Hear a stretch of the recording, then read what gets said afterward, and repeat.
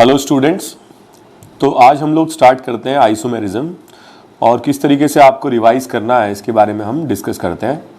तो isomerism topic जो है, इसमें जो स्ट्रक्चरल आइसोमर्स हैं थोड़ा बहुत आइडिया आपको होना चाहिए। ये मॉलिक्यूल चेन आइसोमर है, पोजीशन है, मेटामर है, फंक्शनल है, रिंग चेन है या टॉटोमर है। ठीक है, और इसके बारे में हमने पढ़ रखा है और बहुत ज़्यादा टाइम आपको इसमें नहीं देना है क्योंकि इस पर डायरेक्ट क्वेश्चन कम ही पूछे जाते हैं।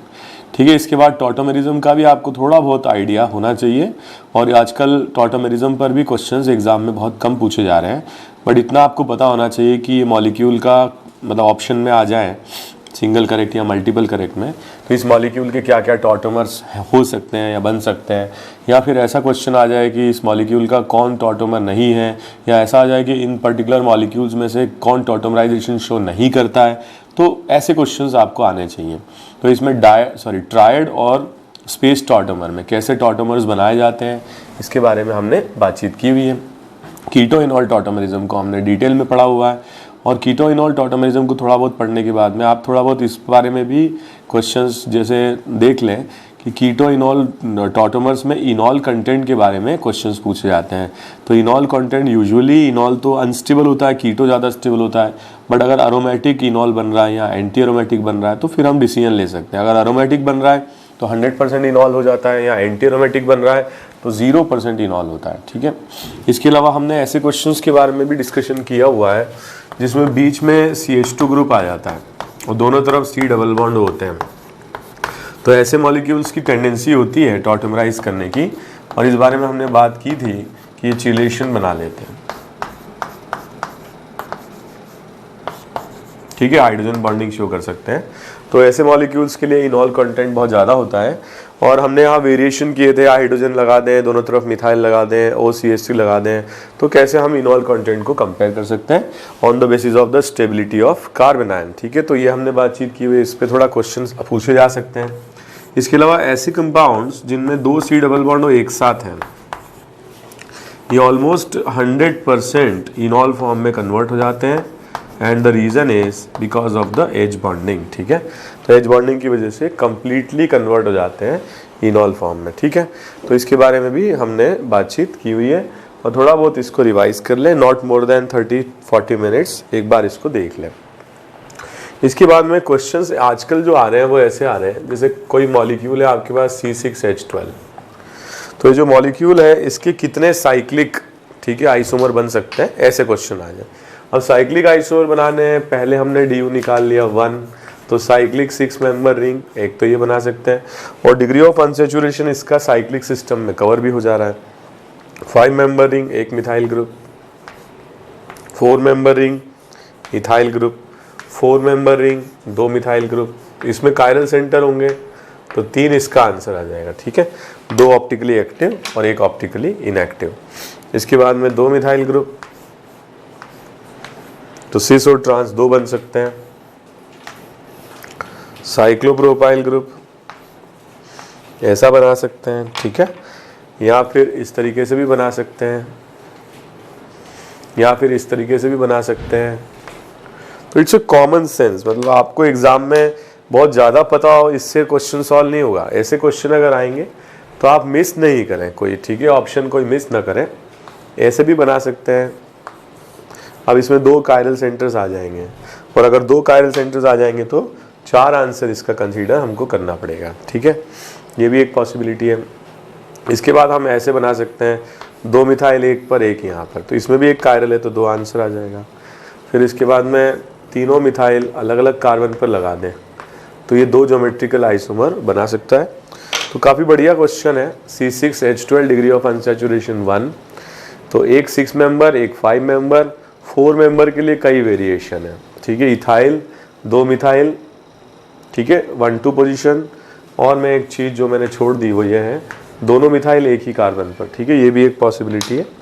फिर ये सिस ट्रांस, ये कायरल सेंटर्स।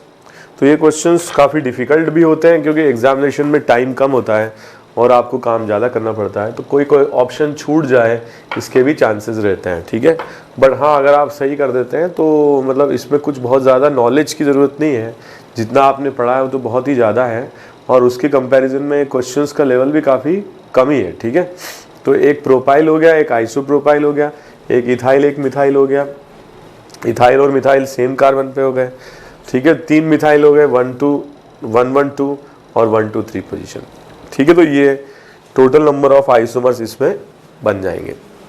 या फिर ऐसे क्वेश्चन आ जाते हैं काउंटिंग ऑफ आइसोमर के, जैसे आपके पास कोई मॉलिक्यूल है C5H10O, इसका मॉलिक्यूलर फॉर्मूला है, तो आपको बताना है कि इस मॉलिक्यूलर फॉर्मूला के कितने आइसोमर्स बन सकते हैं जो कि क्या है, एल्डिहाइड है। तो ऐसे क्वेश्चन पूछे जा सकते हैं।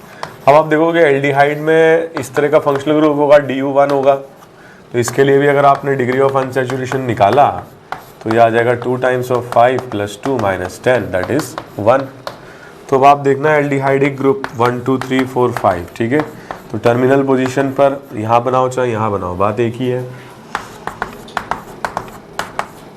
यहाँ पर बना सकते हैं, दैट इज वन पॉसिबिलिटी, और यहाँ पर भी बना सकते हैं, दैट इज अनदर पॉसिबिलिटी।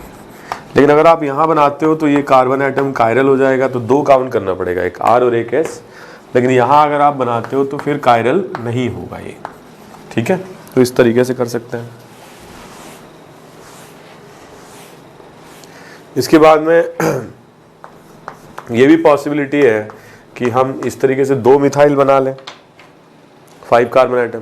तो अब आप एल्डिहाइड कहीं भी बनाओगे एक ही रहेगा, क्योंकि all carbon atoms are identical, ठीक है। तो ये क्वेश्चंस हैं जो पूछे जा सकते हैं, और काफ़ी सारे क्वेश्चन हमने थ्योरी कोर्स में डिस्कस भी किए हुए। In case if you don't have time तो आप क्या करें, जो स्टडी मटेरियल हमने दिया है उसको अटेम्प्ट करें, उसमें भी काफ़ी सारे क्वेश्चंस हैं, ठीक है।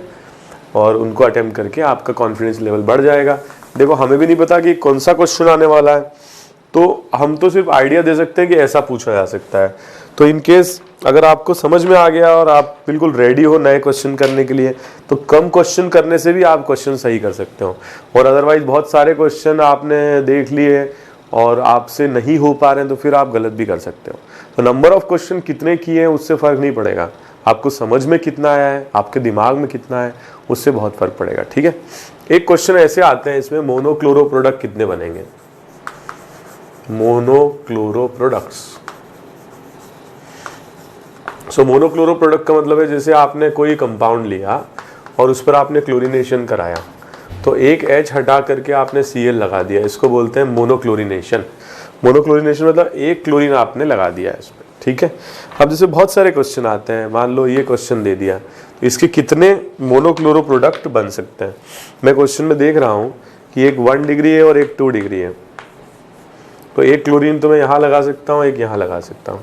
अब यहाँ पे बात खत्म नहीं होती है, ये तो कोई किसी तरह का आइसोमेरिज्म स्टीरियो शो नहीं कर रहा है, लेकिन ये स्टीरियो आइसोमेरिज्म शो कर रहा है क्योंकि इसमें कायरल सेंटर है, इसको 2 काउंट करेंगे, एक R और एक S, टोटल आंसर 3 हो जाएगा इसका, ठीक है। तो ऐसे क्वेश्चंस आ जाते हैं। मान लो ये दिया जाए इसमें कितने मोनोक्लोरो प्रोडक्ट बन सकते हैं, ये क्वेश्चंस पूछे जा सकते हैं। तो आप क्या है, देखो इसमें 1 डिग्री है, ये 3 डिग्री है, ये दोनों एक जैसे हैं, 2 डिग्री 2 डिग्री। मोनोक्लोरो हमने किया, 1 से अपन ने Cl लगा दिया, यहाँ पे हमने Cl लगा दिया, यहाँ पे हमने Cl लगा दिया, ठीक है। तो यहाँ पे अगर आप Cl लगाते हो तो फिर 2 कायरल बन जाएंगे, 2 कायरल बन जाएंगे तो 2 की पावर 2 4 आंसर तो इसी के आ जाएंगे, ये 1 हो जाएगा, ये 1 हो जाएगा, ठीक है। तो इस तरीके के क्वेश्चन, मोनोक्लोरो प्रोडक्ट कितने बनेंगे, ठीक है, ये क्वेश्चंस काफ़ी ज़्यादा चांसेस हैं पूछे जाने के। जैसे ये क्वेश्चन कई बार पूछा जा चुका है, ठीक है, कि इसमें कितने मोनोक्लोरो प्रोडक्ट बन सकते हैं। So this is 2 methyl butane, और यहाँ पर देखो कितने डिफरेंट टाइप के कार्बन आइटम्स हैं, ये कार्बन आइटम और ये कार्बन आइटम सेम है, ये कार्बन आइटम डिफरेंट है, ये डिफरेंट है, ये डिफरेंट है।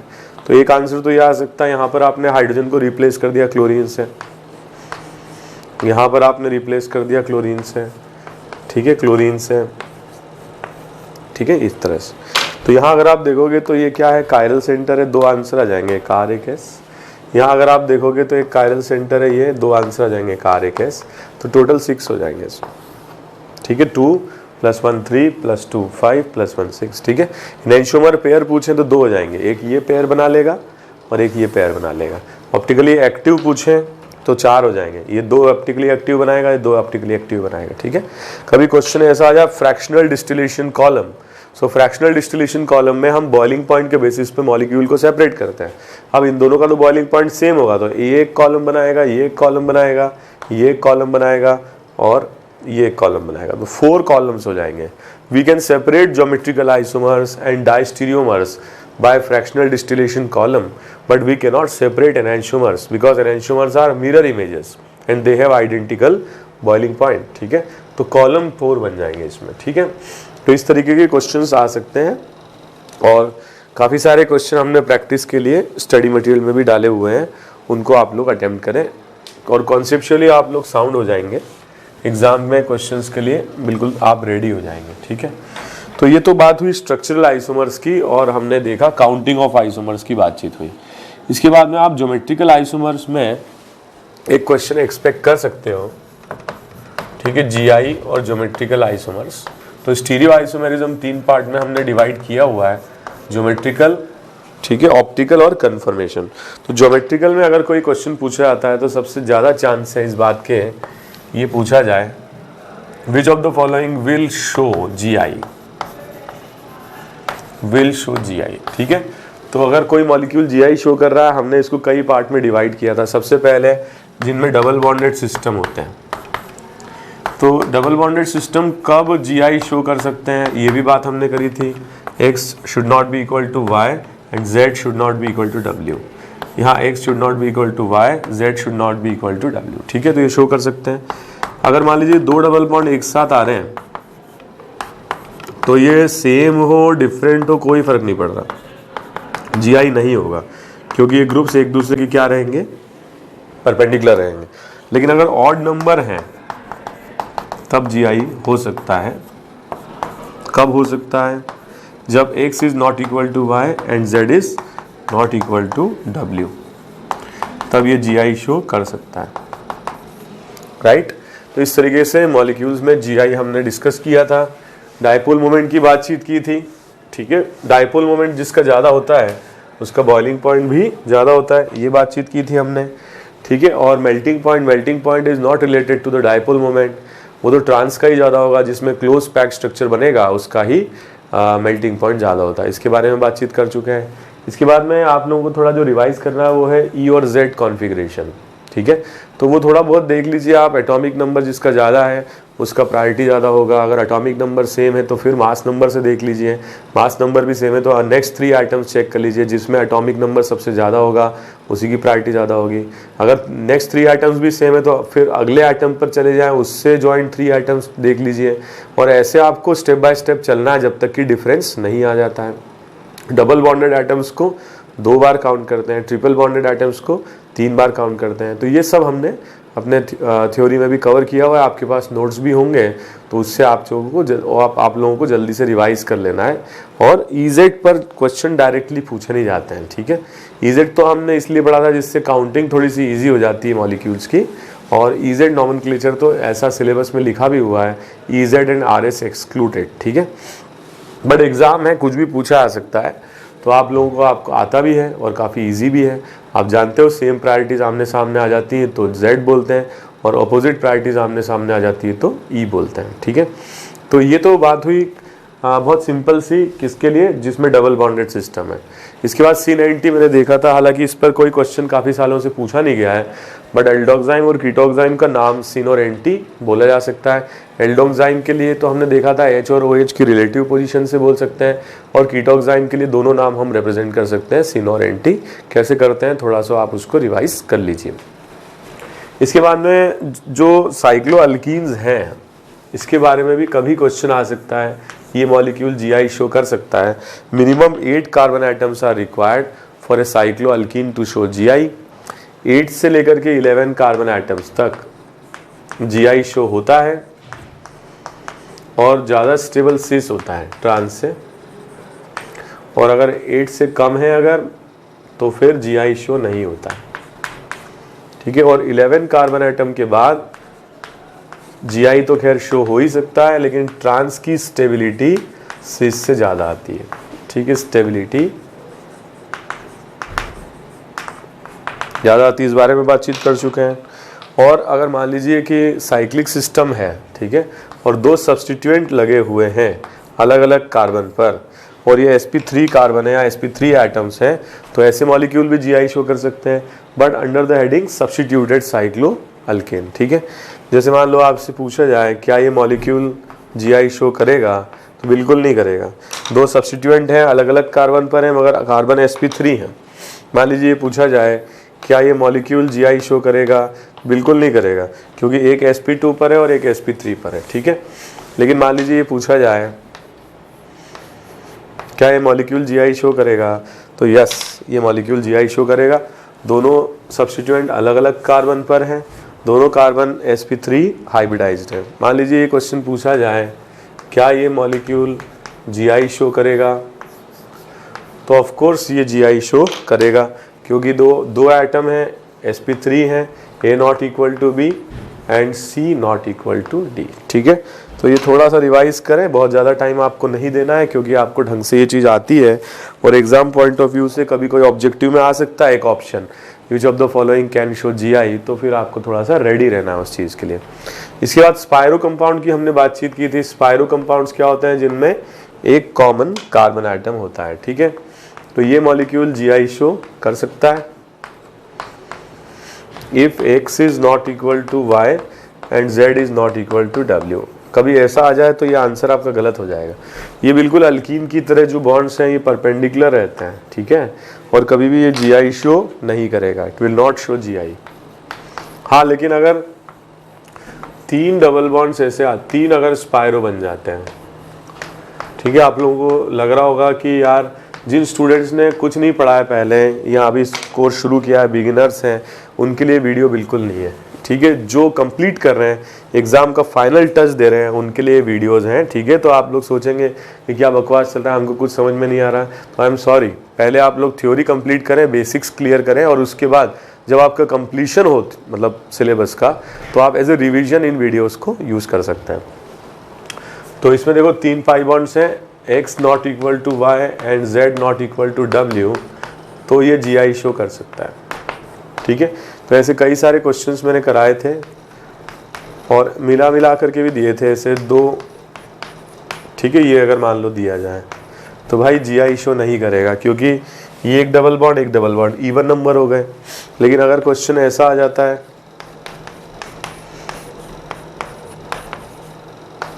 तो ये मॉलिक्यूल GI शो करेगा। डबल बॉन्ड ऑड नंबर हो गए, तीन हो गए, तो ये ज्योमेट्रिकल आइसोमेरिज्म शो कर सकता है। ठीक है, तो ऐसी चीज़ें हैं जिनमें आपको पूछा जा सकता है कि भाई ऑप्शन में दे दिया single correct, multiple correct, which of the following molecule will show GI।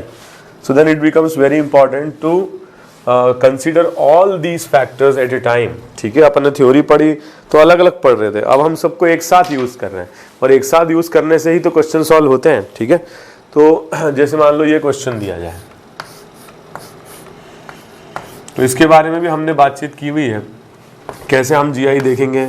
Left वाली रिंग को आपने बेस मान लिया, A not equal to B and then C not equal to D, GI show करेगा ये। ठीक है, ऐसे मान लीजिए ये क्वेश्चन दिया जाए,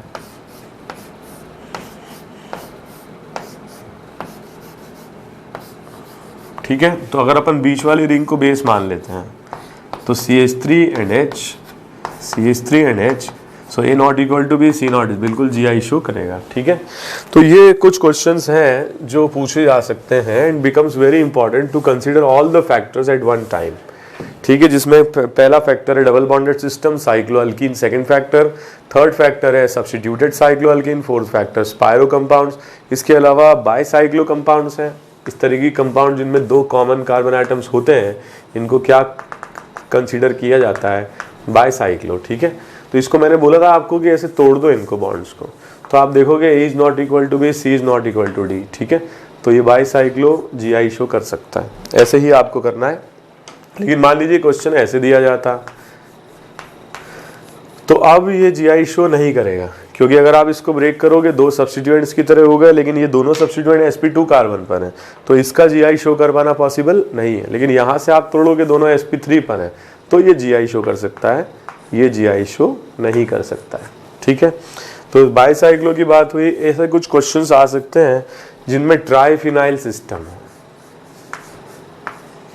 ट्राइफिनाइल तो आप लोग जानते हैं, जिनमें 3 बेंजीन रिंग एक साथ हो, ठीक है। तो 3 बेंजीन रिंग एक साथ हो और टर्शरी ब्यूटाइल ग्रुप ऐसे लगे हुए रहते हैं, जनरली ऐसा होता है, बट नहीं भी हो सकता है, वो डिपेंड करता है, ठीक है। यहाँ पर बल्कि ग्रुप लगाने का रीज़न ये है कि आपस में दोनों बेंजीन क्या करें, रिपेल करें और ये प्लेन से बाहर चला जाए इस तरीके से। अब यहाँ पे कोई ग्रुप लगा दिया AB, यहाँ पे कोई ग्रुप लगा दिया CD, तो ये GI शो कर सकता है if A is not equal to B and C is not equal to D, ठीक है। तो GI शो ये कर सकता है, okay. So this is about the triphenyl system. तो कुछ ऐसे मॉलिक्यूल भी हमने डिस्कस किए थे जो नॉर्मल कंडीशन में तो GI शो करते नहीं हैं, बट इनके रेजोनेटिंग स्ट्रक्चर GI शो कर सकते हैं। नाइट्रोजन पे जो लोन पेयर है C डबल बॉन्डों के साथ रेजोनेट शो करेगा, तो ये बन जाएगा A not equal to B, C not equal to, ठीक है, GI शो करेगा ये। तो इस तरीके से हम कंसीडर कर सकते हैं ज्योमेट्रिकल आइसोमेरिज्म, मॉलिक्यूल्स कौन से शो कर रहे हैं और कौन से शो नहीं कर रहे हैं, ठीक है। और आपकी नोटबुक में से भी आप लोग रिवाइज करें, ठीक है। और 30-40 मिनट्स इस पर आप दे सकते हैं, इससे ज़्यादा टाइम आपके पास है भी नहीं और आपको देना भी नहीं चाहिए, क्योंकि और भी टॉपिक्स हैं जिनको रिवाइज करना है। इसके बाद में काउंटिंग के क्वेश्चन आ सकते हैं, काउंटिंग ऑफ ज्योमेट्रिकल आइसोमर। तो काउंटिंग के लिए मैंने बताया था जो मॉलिक्यूल अनसिमेट्रिकल होते हैं उनमें हम काउंटिंग कर सकते हैं, ठीक है। किस तरीके से, मान लो कि ये दिया जाए, तो इसमें देखो एक ही मॉलिक्यूल में 2 डबल बॉन्ड है जो GI शो कर रहे हैं और ये अनसिमेट्रिकल है, बीच से कट करोगे डिफरेंट आएंगे। तो एक ही बन सकता है, पहला वाला E, दूसरा वाला E, एक पॉसिबिलिटी EZ, तीसरी पॉसिबिलिटी ZE, फिर ZZ, ठीक है। तो ऐसे कहाँ तक बनाते रहोगे, 3 बॉन्ड आ गए, 4 डबल बॉन्ड आ गए, 5 आ गए, तो कहाँ तक करते रहोगे। तो it is better to go through the formula. N represents number of double bond showing GI, ये N हो गया। Then total geometrical isomers can be counted as 2 की पावर n। जैसे यहाँ पे 2 हैं तो 2 की पावर 2 दैट इज 4, ठीक है, टोटल हो जाएंगे, दिख भी रहे 4। तो ये अनसिमेट्रिकल के लिए चल जाएगा ये फॉर्मूला, ठीक है। लेकिन सिमेट्रिकल मॉलिक्यूल्स के लिए ये फॉर्मूला नहीं चलता है। तो सिमेट्रिकल मॉलिक्यूल अगर होते हैं तो हम कैसे डिसाइड करते हैं। मान लीजिए कि ये मॉलिक्यूल दिया जाता है, ठीक है, एक कम कर लेते हैं, ये सिमेट्रिकल है, तो हम ऐसे लिखते हैं भाई, पहला वाला GI शो कर रहा है E, दूसरा वाला E, एक तो आइसोमर ये बन जाएगा, पहला E फॉर्म में, दूसरा Z फॉर्म में, दोनों Z फॉर्म में है, और पहला Z फॉर्म में, दूसरा E फॉर्म में, ठीक है। तो ऐसा अगर आप देखोगे तो 2 और 4 एक तरीके से रिपीट हो रहे हैं, क्योंकि मॉलिक्यूल को आपने लेफ्ट से राइट देखा तो EZ आया, उसी को राइट से लेफ्ट देखोगे तो ZE आ जाएगा। ऐसे में कुछ कम बनते हैं क्योंकि कुछ रिपीट हो जाते हैं, ठीक है। ऐसे में हम टोटल कैलकुलेट करते हैं 2 की पावर n-1 प्लस 2 की पावर p से, और p क्या होगा, n divided by 2 minus 1 when n is even number, और p is n-1 by 2 when n is odd number. तो ऐसे हम कैलकुलेट कर सकते हैं। तो जैसे इसके अंदर जो है n की वैल्यू 2 है, इट इज़ इवन नंबर, तो टोटल हो जाएंगे 2 की पावर 2 माइनस 1 प्लस 2 की पावर 2 बाई 2 माइनस 1, 3, ठीक है। तो this is the problem solving technique, और काफ़ी सारे क्वेश्चंस हमने किए हुए हैं, ठीक है। ज़रूरी नहीं है कि जो आपने क्वेश्चन किए वही एग्ज़ाम में आएंगे, तो आप लोगों को बस मेंटली प्रिपेयर्ड रहना है और समझ लेना है कि कैसे क्वेश्चन करने हैं, और नए क्वेश्चंस का इंतजार करना है आप लोगों को, ठीक है। काफ़ी सारे क्वेश्चन हमने अपने मॉड्यूल में भी लिए हुए हैं, उनको आप सॉल्व करेंगे। और कुछ क्वेश्चन ऐसे भी आ जाते हैं जिनमें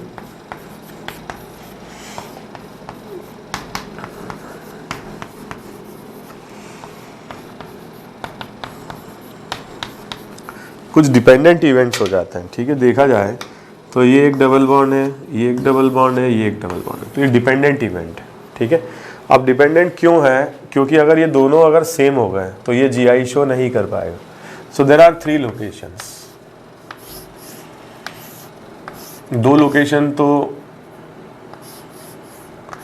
यहाँ पर है और एक लोकेशन यहाँ पर है, ठीक है। अगर मान लो ये ई है पहली लोकेशन, ये ई बना लेता है, ये भी ई बना लेता है, तो फिर ये जीआई शो नहीं कर पाएगा। दोनों अगर सेम होंगे तो ये जीआई शो नहीं कर पाएगा। सेकेंड, अगर मान लो दोनों Z हो जाएंगे तब भी ये जीआई शो नहीं कर पाएगा, ठीक है। हाँ, लेकिन अगर ऊपर वाला E होगा और नीचे वाला Z होगा तो फिर ये डबल बॉन्ड एक्टिव मतलब जीआई शो करने लगेगा, क्योंकि डिफरेंट हो जाएंगे। तो ऐसे केस में फिर आपके लिए ये E भी बन सकता है और Z भी बन सकता है।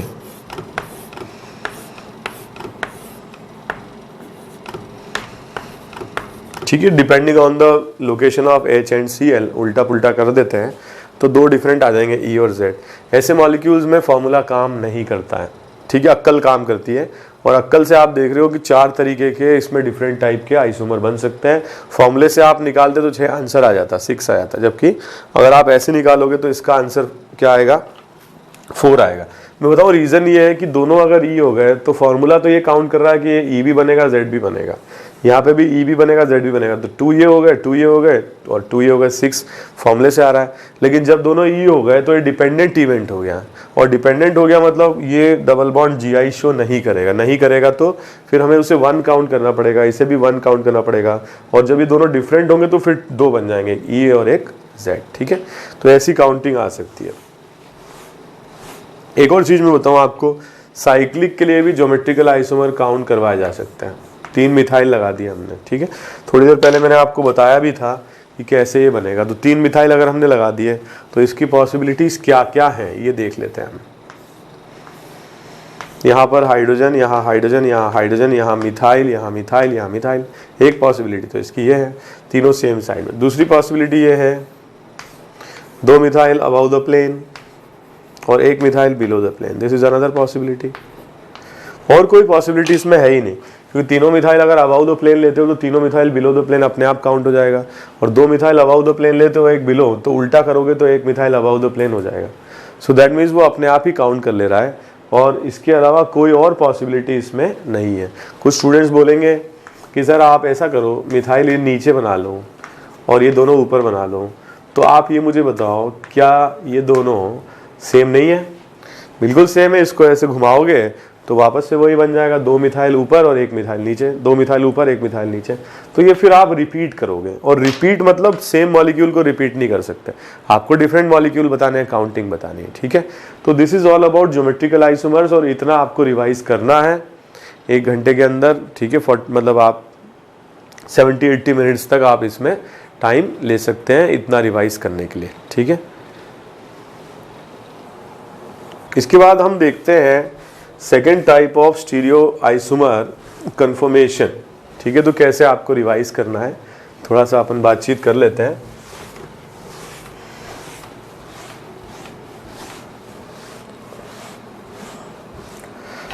तो कन्फर्मेशन की अगर हम बातचीत करें, कन्फर्मेशन में देखो हमने डिस्कस किया था कि जहां पर रोटेशन रेस्ट्रिक्टेड होते हैं वहाँ ज्योमेट्रिकल बनते हैं, और जहाँ पर रोटेशन फ्री होते हैं वहाँ पर कन्फर्मेशंस बनते हैं। तो इथेन का ब्यूटेन का कन्फर्मेशन हमने बनाया था। जब जब क्या होता है, थीटा चेंज होता है। What is theta? It is the torsional angle, ऐसे डिफाइन किया था।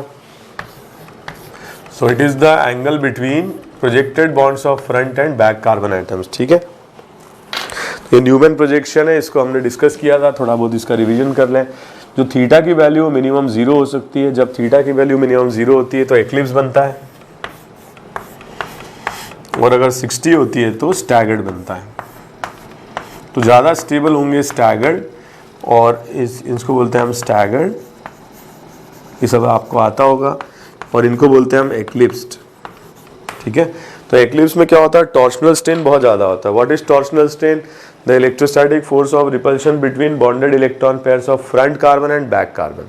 तो इनके बीच का जो फोर्स ऑफ रिपल्शन है दैट इज टॉर्शनल स्ट्रेन, सबसे ज़्यादा होगा एक्लिप्स में, सबसे कम होगा स्टैगर्ड में, ठीक है। इसके बाद हमने इथेन का प्रोजेक्शन बनाए थे, तो इथेन की प्रोजेक्शन में सबसे स्टेबल होगा एक्लिप्स और सबसे कम होगा स्टैगर्ड, ठीक है।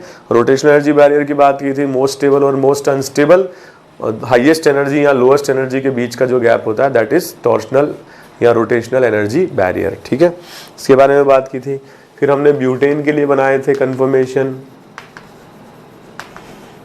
तो ब्यूटेन के लिए हमने बनाए थे, अगर आपसे बोला जाए भाई मोस्ट टेबल बनाओ, तो मोस्ट टेबल आप ऐसे बना सकते हो, थीटा 60 एमी एमी हाइड्रोजन हाइड्रोजन हाइड्रोजन हाइड्रोजन, इसको बोलते हैं हम एंटी, ठीक है, मिथाइल मिथाइल रिपल्शन कम हो जाएगा।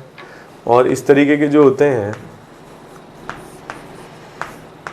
जिनमें मिथाइल मिथाइल क्लोज होते हैं but still theta is 60 degree, इनको हम बोलते हैं गॉच, गोचे, ठीक है, दोनों ही स्टैगर्ड हैं और ये दोनों ही क्या होते हैं, स्टेबल फॉर्म में होते हैं, एनर्जी मिनिमा पर होते हैं। और हमने ये बात भी की थी कि mole fraction of anti plus mole fraction of gauche will be approximately what 1, ठीक है। तो मोस्ट स्टेबल हो जाएगा एंटी और उसके बाद गॉच हो जाएगा। लेकिन अनस्टेबल की बात करें, मोस्ट अनस्टेबल, तो अनस्टेबल के लिए तो भाई आपको थीटा 0 लेना ही पड़ेगा, थीटा 0 लेने पर ही मोस्ट अनस्टेबल बनेगा, ठीक है, थीटा 0।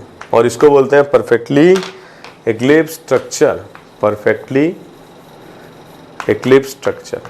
तो ये सारी बातें हम लोग कर चुके हैं, ठीक है। इसके बाद मैंने बताया था आपको कि बहुत सारे मॉलिक्यूल ऐसे होते हैं जिनमें गॉच ज़्यादा स्टेबल आता है, यूजुअली एंटी ज़्यादा स्टेबल होता है, बट बहुत रेयर केसेस में गॉच स्टेबल ज़्यादा होता है, and that is because of the intermolecular forces of attraction, like H bonding, जैसे इसमें एज बॉन्डिंग है, कहीं इलेक्ट्रोस्टैटिक फोर्स ऑफ अट्रैक्शन भी हो सकता है, ठीक है। तो इसलिए ऐसे केस में फिर गॉच की स्टेबिलिटी एंटी से ज़्यादा हो जाती है,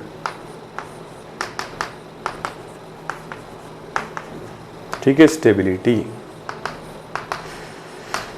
तो इसके बारे में हमने बातचीत की थी। फिर हमने डिस्कस किए थे ऐसे कुछ क्वेश्चन जिनमें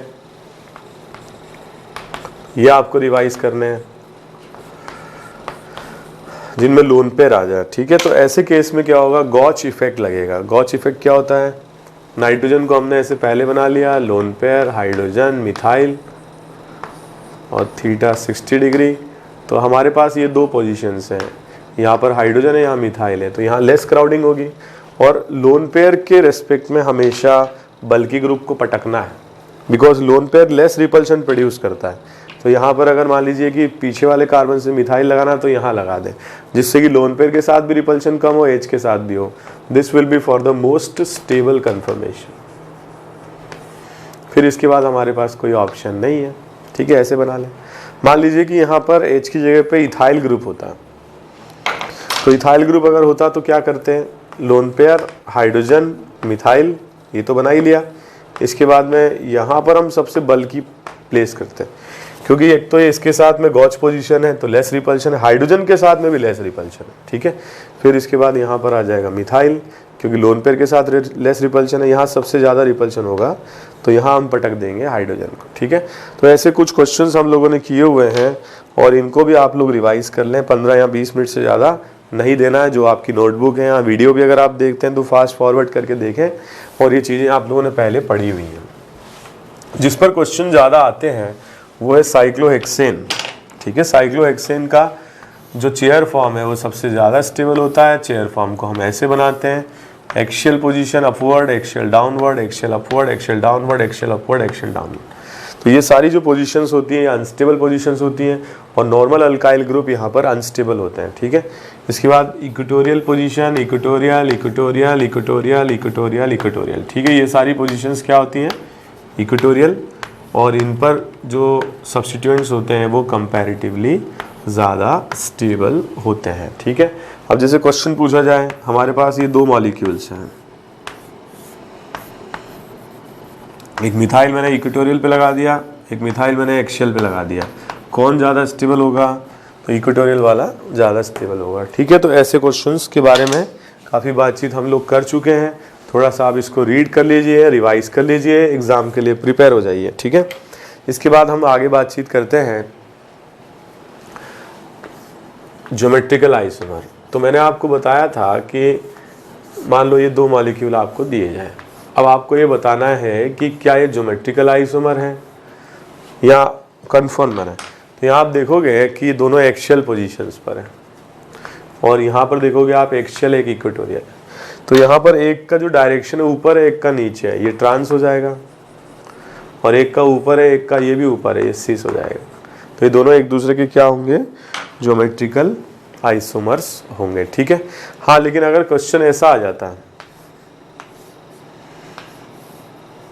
ठीक है, एक ये दिया जाए, एक ये दिया जाए, ये दिया जाए, ठीक है। तो यहाँ पर हमने ज्योमेट्रिकल आइसोमरिज्म कैसे पता लगाना है आपको डिस्कस किया था। वैसे देख रहे हो एक बॉन्ड ऊपर जा रहा है, एक नीचे जा रहा है, तो ट्रांस होगा। एक नीचे जा रहा है, इसमें एक ऊपर जा रहा है, ये भी ट्रांस होगा। अब जब दोनों ही ट्रांस हो गए तो फिर ये ज्योमेट्रिकल आइसोमर नहीं है, दे आर कन्फॉर्मर्स। ठीक है। तो ये थोड़ा देखना है आप लोगों को, स्टेबिलिटी का कंपैरिजन, और ये बताना भी आना चाहिए कि कौन सा सिस फॉर्म है, कौन सा ट्रांसफॉर्म है। ठीक है। तो ये बताना आपको आना चाहिए, स्टेबिलिटी का कंपैरिजन करना आना चाहिए। आपसे बोल दिया है सिस और ट्रांस में से कौन ज़्यादा स्टेबल है, इस पर्टिकुलर क्वेश्चन में पूछा जाए कि भाई ये दोनों जीआई है, मान लिया, अब बताओ दोनों में से ज़्यादा स्टेबल कौन सा है। यहाँ देखो दोनों अल्काइल ग्रुप एक्शियल पर है, यहाँ एक एक्शियल एक इक्वेटोरियल पर, तो ये ज़्यादा स्टेबल होगा। ठीक है। इन दोनों कन्फॉर्मर्स में से कौन ज़्यादा स्टेबल है, ये ज़्यादा होगा, दोनों इक्वेटोरियल है और इसमें दोनों ही क्या है, एक्शियल है। ठीक है। ऐसे क्वेश्चंस करने आप लोगों को आने चाहिए। इसके बाद में ऐसे क्वेश्चंस आ जाएं जिसमें दो डिफरेंट टाइप के ग्रुप हों। मान लो ये दिया जाए,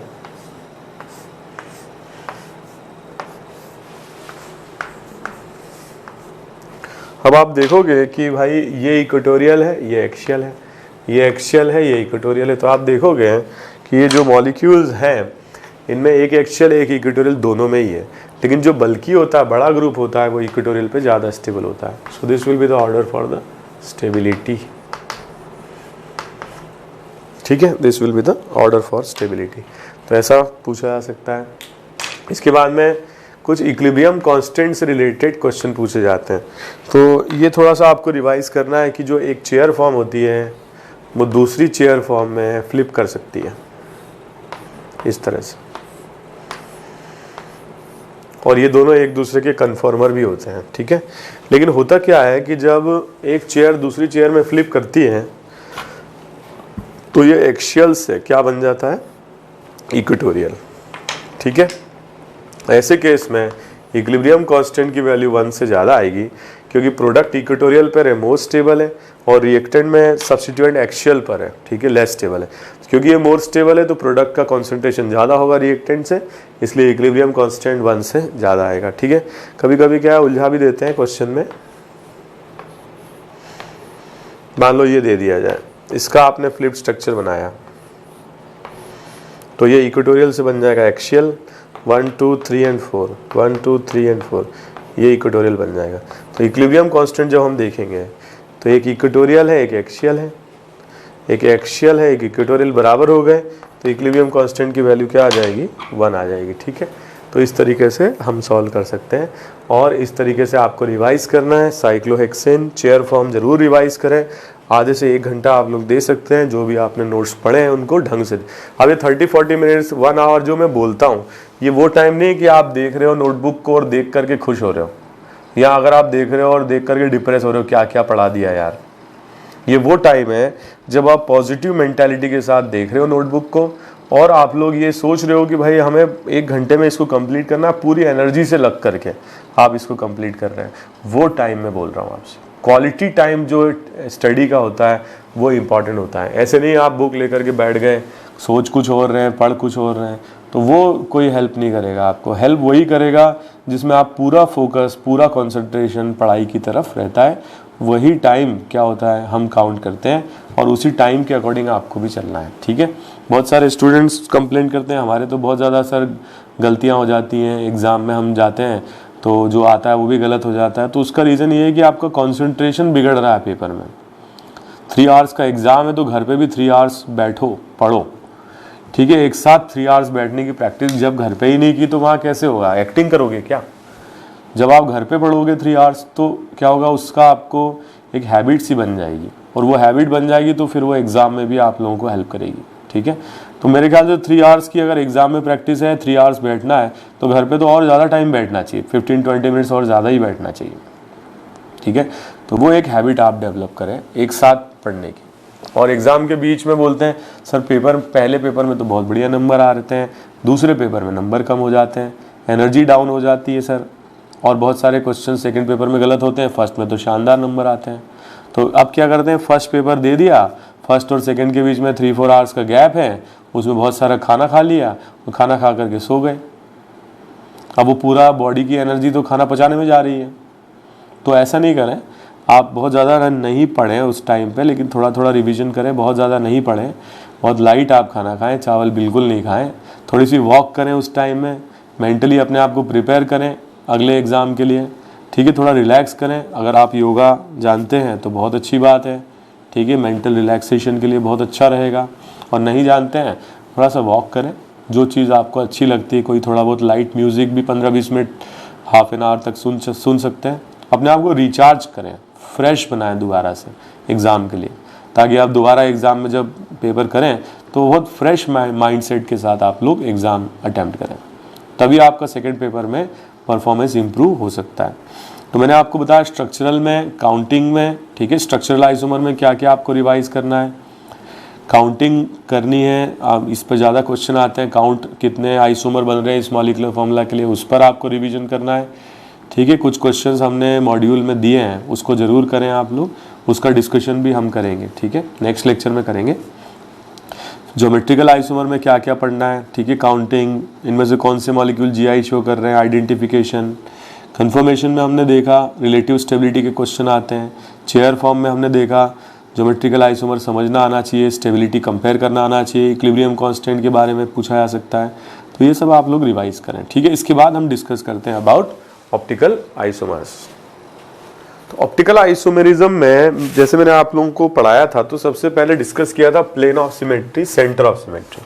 तो प्लेन ऑफ सिमेट्री और centre of symmetry will be used to detect the optical activity of the molecule. ऐसे मॉलिक्यूल जिनमें प्लेन ऑफ सिमेट्री या सेंटर ऑफ सिमेट्री होता है, वो मॉलिक्यूल्स क्या होते हैं, ऑप्टिकली इनएक्टिव होते हैं, ठीक है। तो सबसे पहले ऐसे मॉलिक्यूल्स के बारे में बातचीत की जा सकती है जो सिंगल कायरल हो। तो ये फिशर प्रोजेक्शन है, इसके बारे में आपको थोड़ा रिवाइज करना है। इसमें चारों ग्रुप्स डिफरेंट है, सिंगल कायरल है। सिंगल कायरल में कभी भी POS नहीं होगा, COS नहीं होगा, और ये मॉलिक्यूल क्या होगा, ऑप्टिकली एक्टिव होगा, ठीक है। लेकिन अगर मॉलिक्यूल मल्टीपल कायरल है, तो मल्टीपल कायरल में प्लेन ऑफ सिमेट्री हो सकता है, और प्लेन ऑफ सिमेट्री अगर होगा तो क्या होगा, जो रोटेशन ऊपर वाला कायरल प्रोड्यूस करेगा उसको नीचे वाला कायरल क्या कर देगा, कैंसिल कर देगा।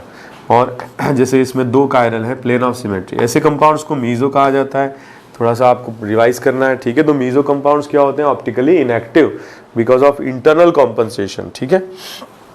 तो सिंगल कायरल में तो हमेशा क्या होगा, optically active, but multiple chiral में हो भी सकता है और नहीं भी हो सकता है, ठीक है। ऐसे बहुत सारे कंपाउंड्स हैं जिनके बारे में हमने पढ़ रखा है और आपको रिवाइज करना है, जिनमें मल्टीपल कायरल है और प्लेन ऑफ क्या है, सिमेट्री है, ठीक है। ऐसे कंपाउंड्स मीजो कहलाते हैं। बट अगर मान लीजिए कोई कंपाउंड है जो ऑप्टिकली एक्टिव है, तो ऑप्टिकली एक्टिव कंपाउंड की जो मिरर इमेज होती है, that is considered as its enantiomer, ठीक है। एक कंपाउंड है, ये इसकी क्या है, मिरर इमेज है, तो ये एक्टिव होगा।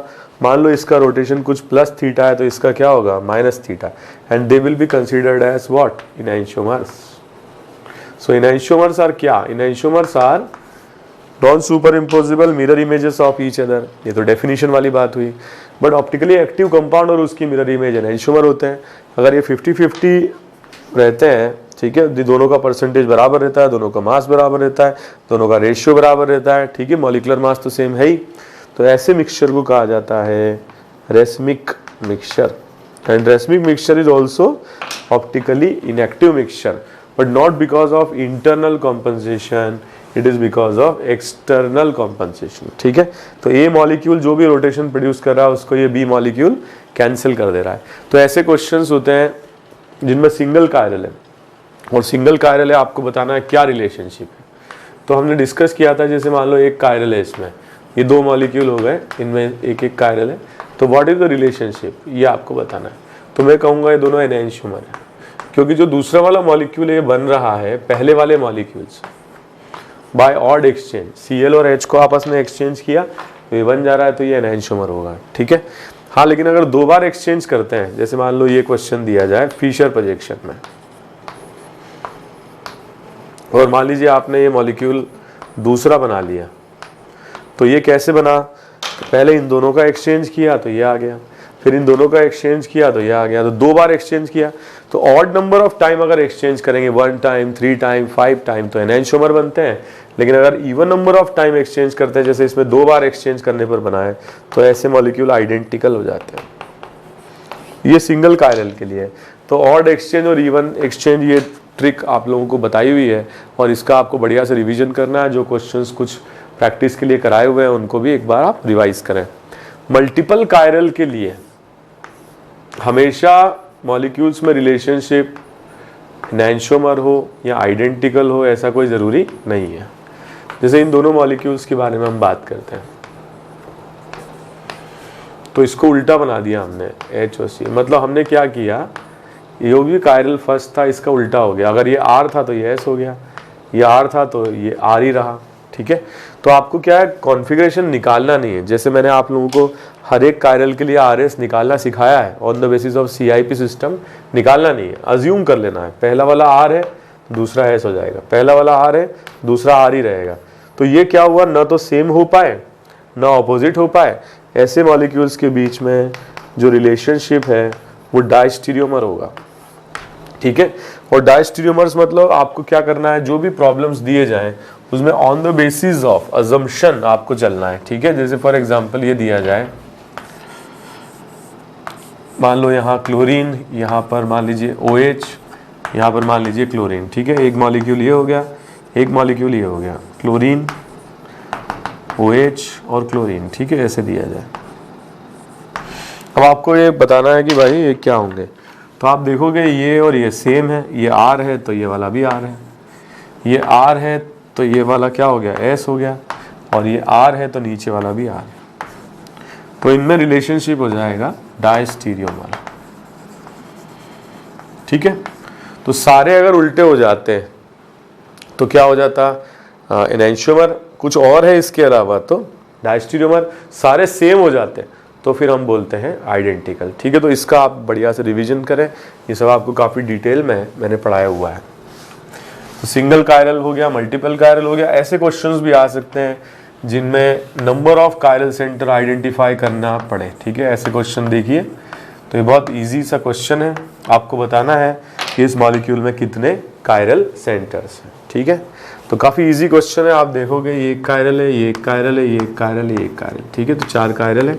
ऐसे बहुत सारे क्वेश्चन मैंने कराए हुए हैं, उसका आपको अच्छे से रिवीजन करना है। तो देखो मैंने क्या क्या बताया, एक तो सिंगल कायरल वाले हमेशा ऑप्टिकली एक्टिव होंगे, सिंगल कायरल होगा उसका मिरर इमेज होगा तो एनाइंशोमर होगा। उसकी ट्रिक हमने देख रखी है, ऑड एक्सचेंज करोगे तो एनाइंशोमर बनेगा, इवन एक्सचेंज करोगे तो आइडेंटिकल बन जाएगा, ठीक है।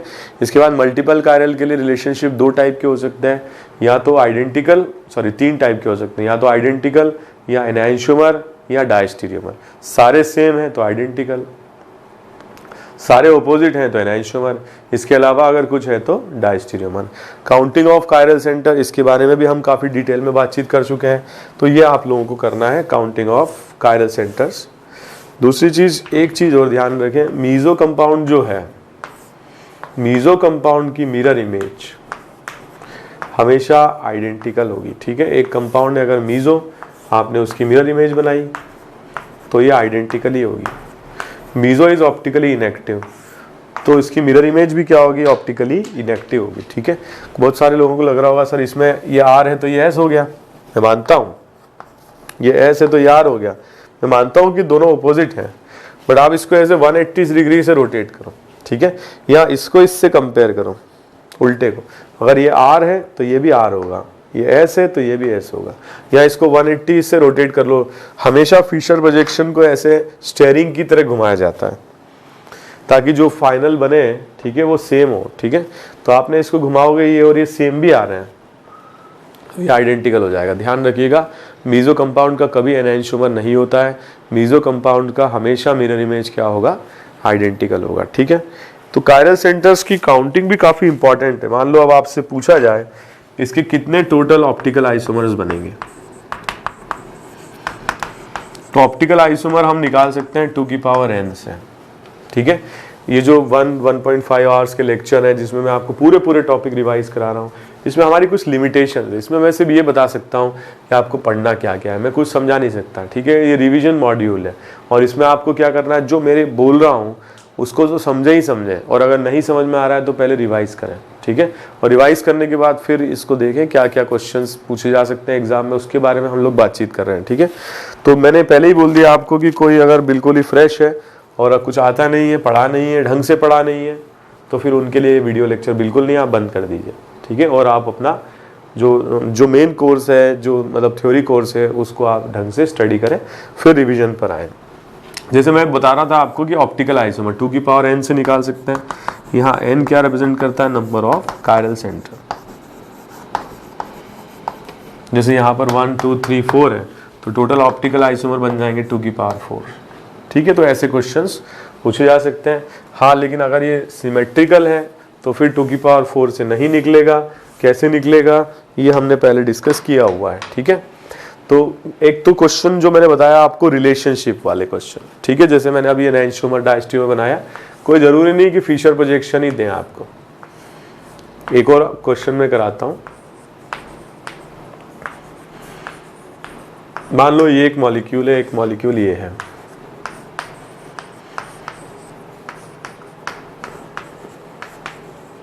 अब आपको बताना है कि इन दोनों में क्या कनेक्शन है। ठीक है, तो मैं क्या देख रहा हूं कि जो फर्स्ट कायरल है उसमें H से Cl की तरफ जा रहे हैं क्लॉकवाइज, यहाँ पे भी H से Cl की तरफ जा रहे हैं क्लॉकवाइज। तो अगर 1 नंबर का कायरल R होगा तो दूसरे मॉलिक्यूल में भी 1 नंबर का कायरल R ही होगा। इसमें H से Br जा रहे हैं क्लॉकवाइज, यहाँ पे भी H से Br जा रहे हैं क्लॉकवाइज। तो अगर ये मान लो R होगा तो ये भी R होगा। तो या तो आप क्या करें, इससे 100 हर्ट्ज से फिशर में कन्वर्जन करें और फिशर टू फिशर आप कंपेयर करें, वो एक तरीका है। दूसरा ये हो सकता है जैसे मैंने बताया ट्रिक से, दोनों अगर R हैं तो फिर ये आइडेंटिकल हो जाएगा, दोनों सेम है, आइडेंटिकल हो जाएगा। अब मान लो कि मैं यहाँ पर इन दोनों को एक्सचेंज कर देता हूँ, यहाँ Br होता है, यहाँ H होता है। तो क्लॉकवाइज जा रहे हैं तो H से Br, यहाँ पे एंटी क्लॉकवाइज जाना पड़ रहा है। तो अगर उसमें R होगा तो दूसरे मॉलिक्यूल में S हो जाएगा। मान लो ये A है और ये B के लिए कॉन्फ़िगरेशन है, तो फिर रिलेशनशिप आइडेंटिकल नहीं रह जाएगा, फिर डायस्टीरियोमर बन जाएगा। तो ऐसे बहुत सारे क्वेश्चन हैं जो हमने थ्योरी कोर्स में भी किए हुए हैं। सबसे ज़्यादा टाइम आपको ऑप्टिकल आइसोमर्स पर ही देना है, 2 आवर्स के आसपास, या उससे ज़्यादा टाइम भी अगर आपको चाहिए है तो 2 to 2.5 आवर्स में आप ऑप्टिकल आइसोमर्स का अच्छे से रिवीजन करें, क्योंकि इसी पर क्वेश्चन पूछे जाने के चांसेस सबसे ज़्यादा हैं। ठीक है, मैं आपको बताऊं, काउंटिंग करवा सकते हैं जैसे मैंने करवाई है, रिलेशनशिप वाले क्वेश्चन आ सकते हैं, एनाइंस्ट्रोमर्स होंगे, डायस्ट्रोमर होंगे, आइडेंटिकल होंगे। ये पता लगाने के लिए भी आ सकता है कि जो मॉलिक्यूल है वो ऑप्टिकली एक्टिव है या नहीं है। ठीक है, जैसे कभी मूड है एग्जामिनर का, ये भी पूछ सकता है, स्पायरो compound HCl।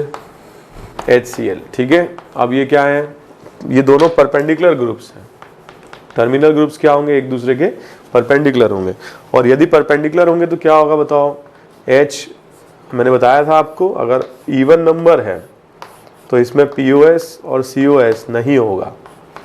If A is not equal to B and C is not equal to D, no POS और COS तो खैर होगा भी नहीं क्योंकि ग्रुप्स परपेंडिकुलर हैं, तो ये ऑप्टिकली एक्टिव हो जाएगा। ठीक है, तो ऐसे क्वेश्चन आते हैं, which of the following molecules are optically active.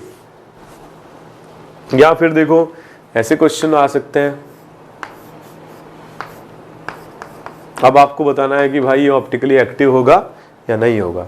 तो मैं आपको बताऊं, अगर ऐसे आप POS कंसीडर करोगे तो दोनों डिफरेंट है, POS नहीं आएगा। प्लेन से कट करोगे तो यहाँ पे below the plane hydrogen, above the plane methyl. ठीक है, तो ये भी नहीं होगा।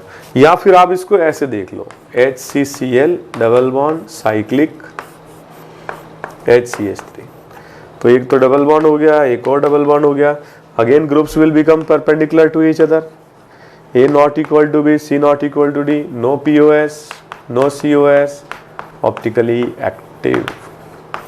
तो ऐसे क्वेश्चंस पर थोड़ा फोकस करें ऑप्टिकली एक्टिव कौन से होंगे? वो ऑप्टिकली एक्टिव होंगे वो मॉलिक्यूल जिनमें ना POS होगा ना COS होगा। ठीक है, ऑप्शंस पर डिपेंड करता है। सिंगल कायरल वाला आ जाए तो फिर बिल्कुल ही मतलब मजा आ जाए। सिंगल कायरल वाला हमेशा क्या होगा? Optically active. मल्टीपल कायरल वाला आ जाए तो फिर आप चेक कर लो POS या COS। अगर POS या COS आ जाए तो वो क्या हो जाएगा? Optically inactive. ऐसे कंपाउंड जिनमें मल्टीपल कायरल होते हैं, 2 या उससे ज़्यादा कायरल, और POS COS भी होता है, वो मॉलिक्यूल्स कहलाते हैं meso. Meso compounds are optically inactive molecules and they are optically inactive because of internal compensation. ठीक है, तो इंटरनल कॉम्पनसेशन होता है। And racemic mixture is optically inactive because of external compensation. 2 different molecule जो एक दूसरे के एनांशोमर हैं वो रोटेशन को कैंसिल करते हैं, इसीलिए उसको क्या कहा जाता है? रेसिमिक मिक्सचर या एक्सटर्नल कॉम्पनसेशन कहा जाता है। ठीक है, तो इसके बारे में बातचीत करें। एक क्वेश्चन ये आते हैं, कौन से मॉलिक्यूल ऑप्टिकल आइसोमेरिज्म शो कर रहे हैं?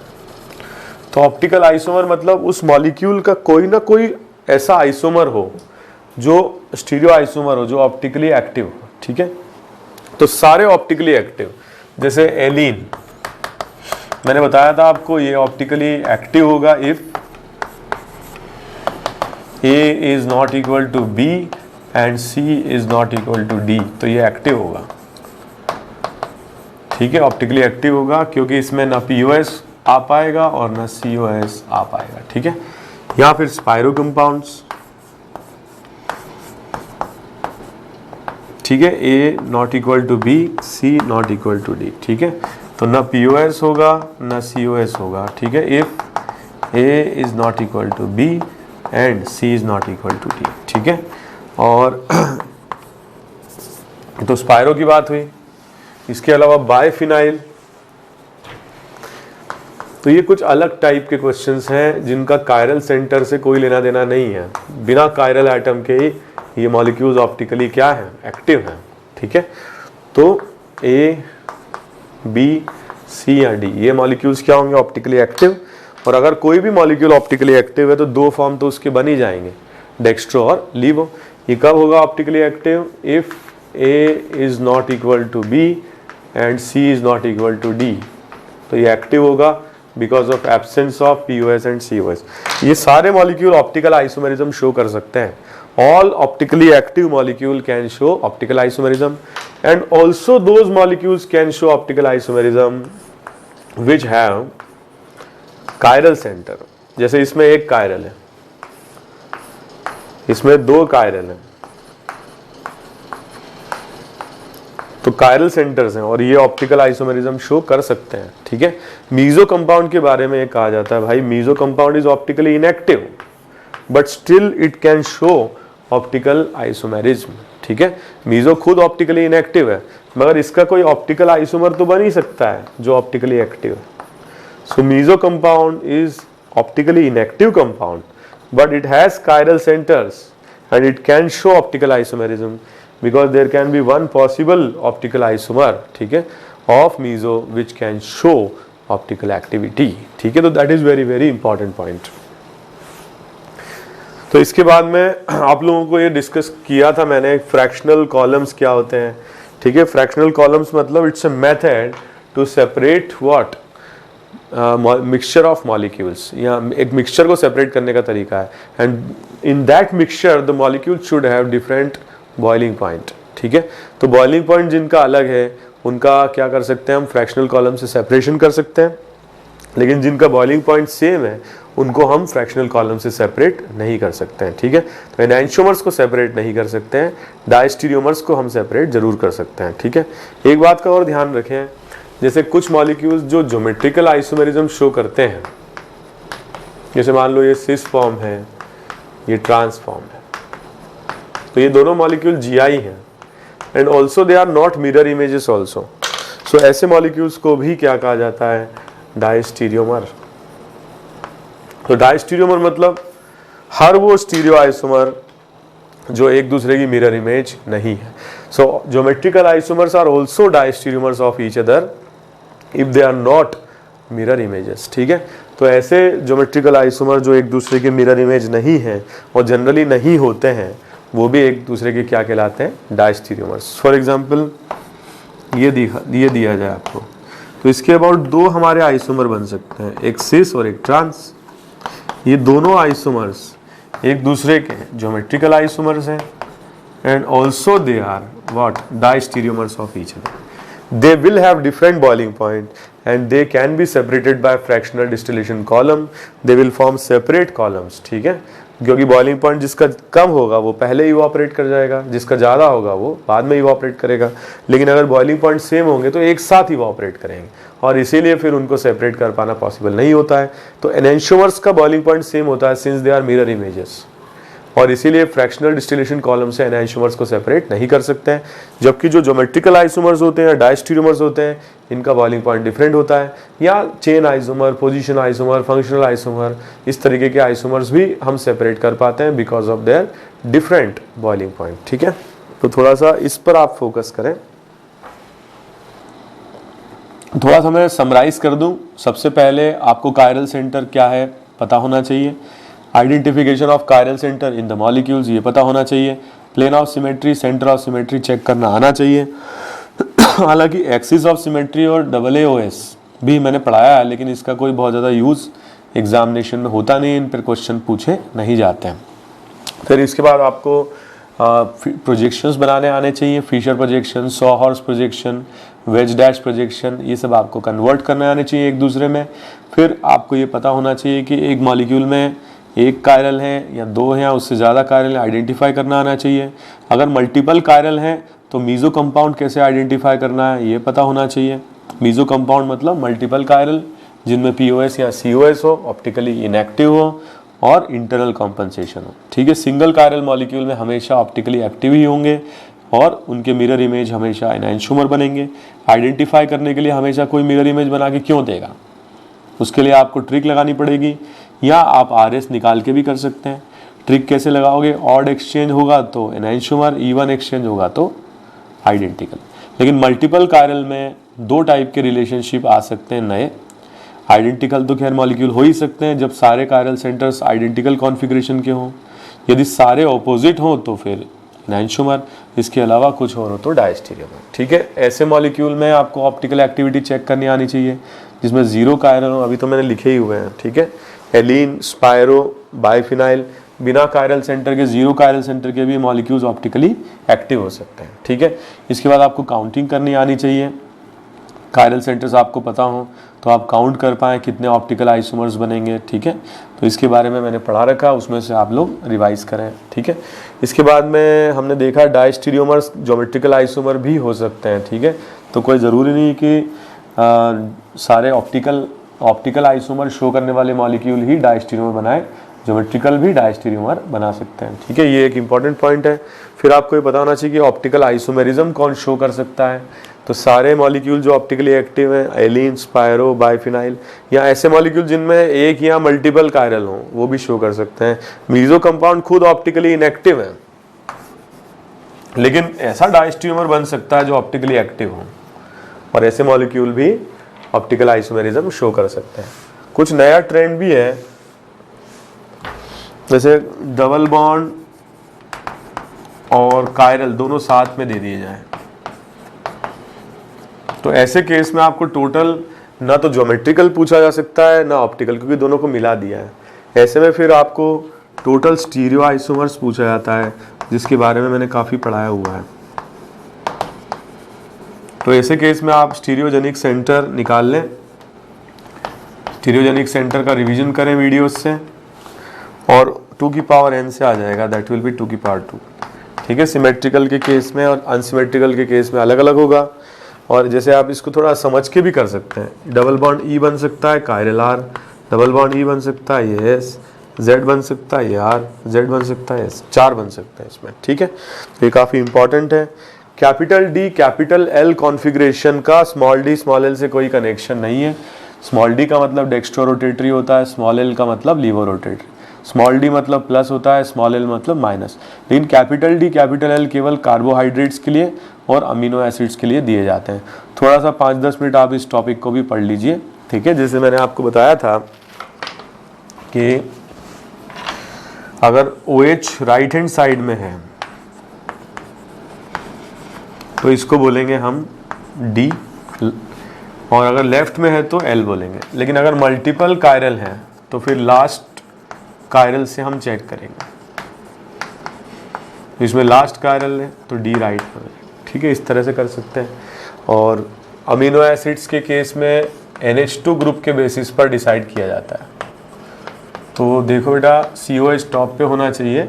अगर डी राइट में है, सॉरी NH2 राइट में है तो डी हो जाएगा, और यदि NH2 लेफ्ट में है तो एल हो जाएगा, ठीक है। तो इस तरीके से आप थोड़ा सा और इसको रिवाइज करें, और उसके बाद में जो मॉड्यूल है उसमें हमने 100 से ज़्यादा क्वेश्चंस दिए हुए हैं, अच्छे क्वेश्चंस हैं, इनको आप लोग सॉल्व करें। और उसके बाद में फिर जो भी आपकी प्रॉब्लम्स हो, अगर आंसर सही नहीं आ रहा है तो आगे जो मैंने वीडियो बनाया हुआ है, जो मैंने लेक्चर लिया हुआ है, उसमें आप लोग इसको चेक करें क्या आपसे गलती हुई है, और दोबारा उस गलती को ना करें, ठीक है। तो see you in next lecture with the solutions of isomerism. Okay, thank you very much.